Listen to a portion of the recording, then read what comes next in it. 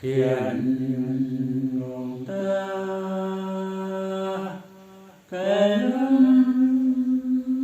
mê cắm trao ngày nghe lại đường lâu ai năng liệu mong đã tu ni dâu năng liệu mong đã vui mong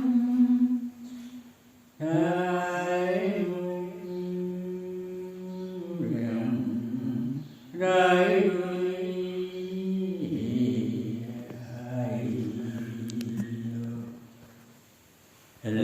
lùng ấy dầu lùng ấy đi dầu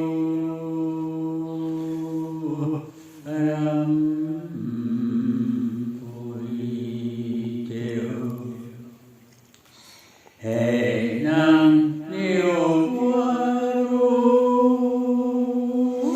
khám ơi về ngài đã khiển muôn cây kula là bản phù quán lung thao hệ bản phù quán lung thao này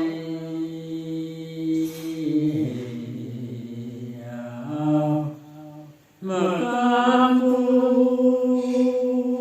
kana ram ta đa cano tu na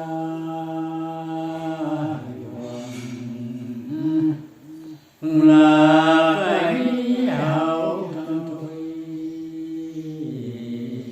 mà tàn càng dài qua vui trăm phần nay càng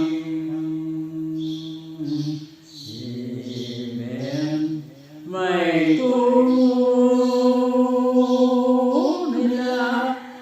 thầm này mềm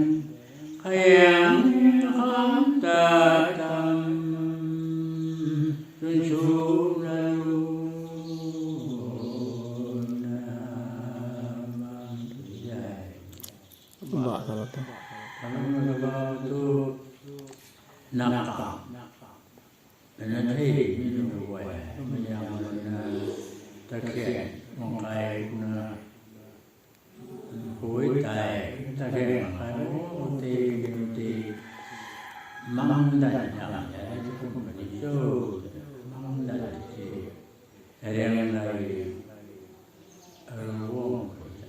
bây giờ mình điều mang thì cái mong dài mình thực hiện phải hú là vuông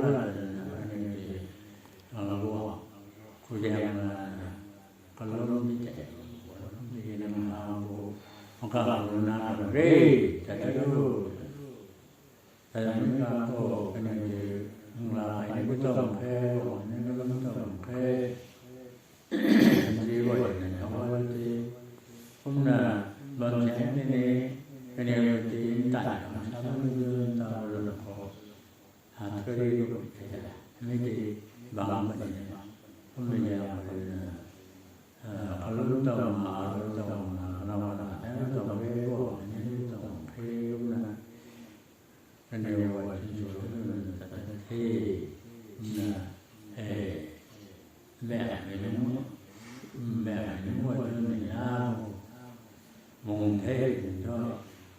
คาเทคาจันทร์สุรนันท์กับพี่แล้วก็กระบอกนี่อย่าง